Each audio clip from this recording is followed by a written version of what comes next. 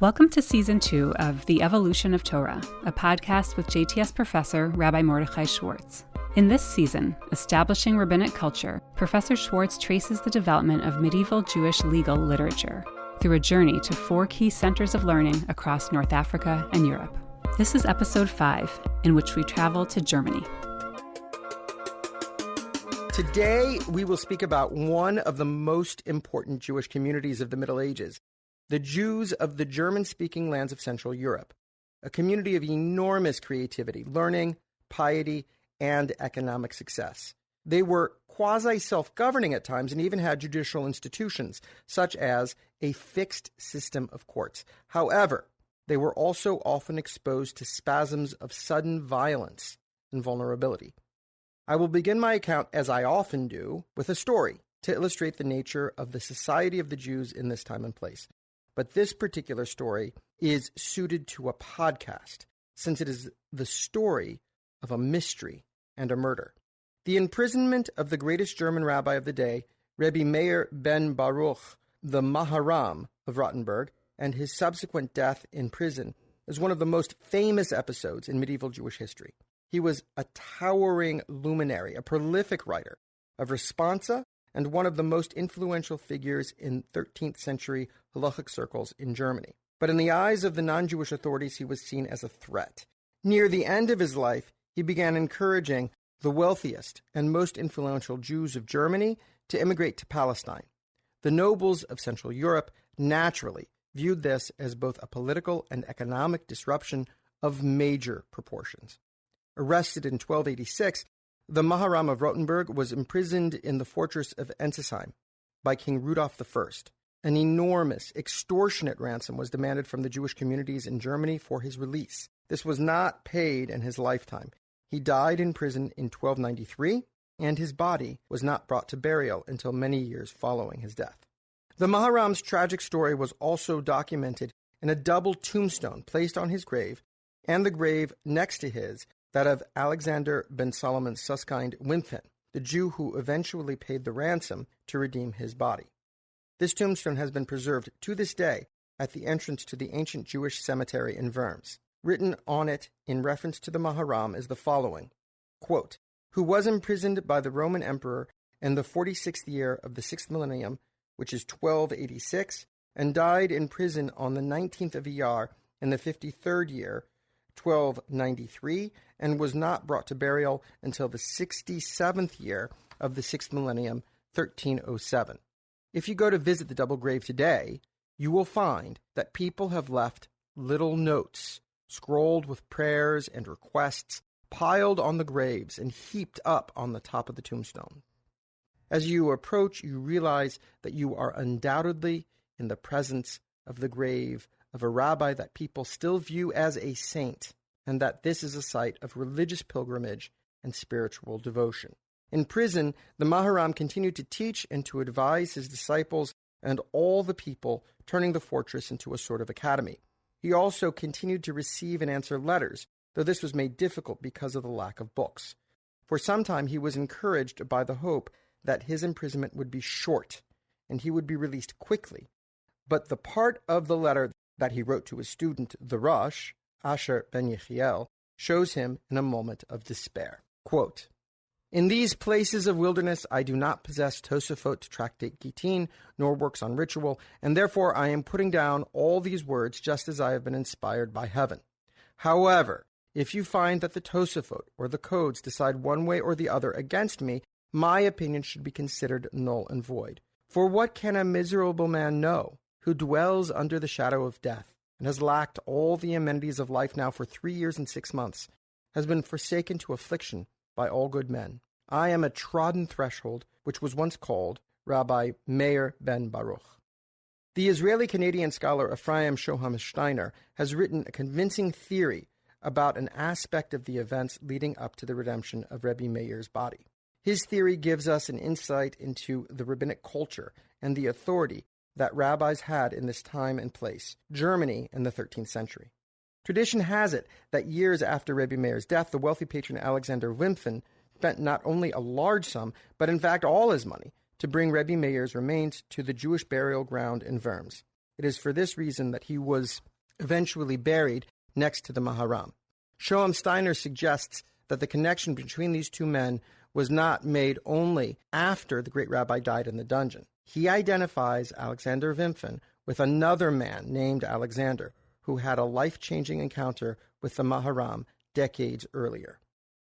We are in possession of a responsum that records the ruling of the Maharam in a case involving a Jewish man who hired some non-Jewish toughs to bring another Jew to appear in court for a lawsuit.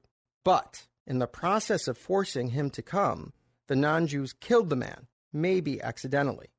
The man who had hired the non-Jews was named Alexander. The Maharam wrote in this case, "How can I respond to you, my rabbis, about this bad deed and grave incident? Be advised that the perpetrator's adjudication is not in our hands, but rather rests with the Almighty alone. And who would know about the above-mentioned case, how this Alexander should repent for this grave transgression? It seems to me that we need to be more stringent with him, even more stringent with a Jew who told his emissary, 'Go forth and have someone killed.'" And he concludes, "I wonder who it was that permitted Alexander to apprehend him with the aid of non-Jews. Even if we follow his defense that all he wished to do was to force the other party to come and settle in court, even impounding his opponent is not permissible, let alone something of this nature. I therefore believe he requires as severe atonement as a murderer. His person should be bound in iron shackles. He should be whipped, both publicly and privately, humiliated and humbled. He should wander in exile until his countenance reveals his deceit and lies. Maybe then the Lord will hear his prayer and redeem him." The Maharam ruled against Alexander, who had caused another Jew's murder. Alexander tried to claim that while he may have tried to have his opponent coerced into submission, he certainly did not want to have him killed. The Maharam thought otherwise. In his opinion, the man's death was no accident, since Alexander should have seen the likelihood of violence, and therefore it could not be seen as unintentional. Alexander should have anticipated it the moment he hired the thugs. Although he did not commit the murder with his own hands, once enforcement had been outsourced, the murder became inevitable. The Maharam knew that he had no real ability to enforce the Talmudic penal system of Jewish criminal law and inflict the prescribed death penalty on Alexander. All he and his fellow rabbis could do was impose penitential practices. So Alexander was ordered to suffer social ostracism, banishment, and harsh penitential practices designed to signal both to him and to his community that he had gravely sinned. Shoham Steiner lists a number of good reasons for speculating that Alexander Wimpfen is the Alexander of the responsum. I won't list them all here, but if he is right, then redeeming Rabbi Meir's body could be seen to have aided the cleansing of Alexander's sin. Shoham Steiner calls the act a reverse mirror image of what had happened between him and the Jewish man whose death he had caused at Gentile hands. The murder of the Jew triggered Alexander's banishment and penitence. The redemption of the body of the Maharam of Rothenberg from his Gentile captors may have allowed Alexander to return to the company of the Jewish community after the Maharam's death.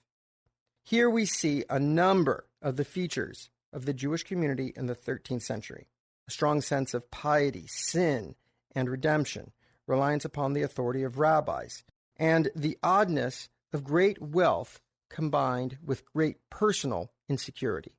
A wealthy, educated, and successful Jewish community, but one that is at the same time subject to the whims of the always potentially violent non-Jewish community around them. Nothing was ever simple for the Jews in the Middle Ages, and certainly not Germany in the 13th century. There was a huge importance on piety and custom in this place and time. Much of what we associate with the most popular devotional practices of Judaism actually comes from this place and this time, especially if it has a folkloric quality. So I want to read a passage from the Sefer Ha'avi Ezri of Rabbi Eliezer ben Yoel Halevi of Bonn, where he defends popular custom against the charge of superstition and magic. It reads, "Regarding your claim that we are working omens when we are accustomed to take the heads of sheep on Rosh Hashanah and eat honey and all sorts of sweet things and eat barley groats with fatty meat and rabia and watercress, and that we slaughtered chickens on the eve of Yom Kippur according to the number of the members of the household, and that we peer at our fingernails during the blessing of who creates the lights of fire and pour water in the Havdalah cup and wash our faces with it, I will respond to you in order. Behold, these are good omens, and most of them have a basis in biblical verses and rabbinic lore. Here we see an Ashkenazic tendency that sets a long rabbinic paradigm. Rather than object to seemingly superstitious and simple-minded folk custom, the sages of Israel adopt them and imbue them with the highest religious meaning, identifying these practices with biblical and Talmudic precedents. If the people of Israel are not prophets themselves, they are, nonetheless, the children of prophets. Another thing to know about the German rabbinic context. Early on, there had been a series of objections to the dialectic methodology of the Tosafot. Some contemporary of Rabbeinu Tam's in Germany opposed the use of his approach for legal decision-making. We find this in the responsa of the Ra'avan. The method of the French Tosafot was felt in the responsa of German scholars. A case in point is Ra'avan's grandson, who we mentioned earlier, whose passage I read earlier, the Ra'aviyah, the author of the Sefer Ha'avi Ezri. His work is organized according to the order of the Talmudic tractates and includes both comments on the Talmud and also responsa. The characteristically French imprint of the Tosafot reached its peak in Germany in the Sefer or Zeruah, a work arranged by topics in the order of their appearance in the Talmud, authored by Raviyah's student, Rabbi Isaac ben Moses of Vienna. The author even traveled to study in a French academy with a descendant of Rashi. This gets us back to the Maharam, with whom we started this episode. The outstanding student of Rabbi Isaac of Vienna was Rabbi Meir Rothenberg, the Maharam. One prominent student of Rabbi Meir was Rabbi Mordechai ben Hillel, who wrote the Sefer HaMordechai. In it, the author follows the sequence of the Rif's halachot. More compendium than commentary, Rabbi Mordechai's goal was to write a supplement to the Rif's work that included the opinions of the scholars of the Northern European school, meaning the scholars of Germany. He also quotes extensively from the works of scholars from different centers of learning. Just to make this clear, the Sefer HaMordechai is important because it's the Rif plus the rulings of German rabbis. And it's written in a way in which you can read straight through as you would the Talmud and get all of the opinions of both the North African and Spanish scholars from the time of the Rif and also all of the German scholars following the Maharam Rothenberg. Following his teacher, the Maharam, into martyrdom, Rabbi Mordechai ben Hillel was murdered in the Rheinsfleisch massacres of 1298. His death ended the Maharam's intellectual legacy in Germany. Jewish legal creativity in the region came to an end. But in the aftermath of Rabbi Meir's demise, the man who was to become his most famous Rabbi Asher ben Yechiel, the Rosh, moved to Spain with his family. That move both preserved the Maharam's Torah in Spain and began a new chapter in the history of Jewish legal thinking and intellectual production. And we will talk about the continuation of Torah in Christian Spain next time.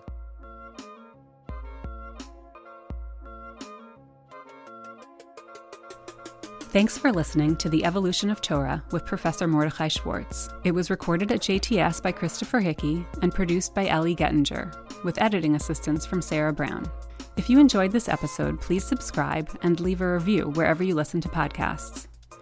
For those who want to dig a little deeper, visit jtsa.edu/podcasts, where you'll find sources, archival material, and more in the Evolution of Torah show notes, along with links to all of JTS's podcasts, exploring Jewish text, history, culture, and experience.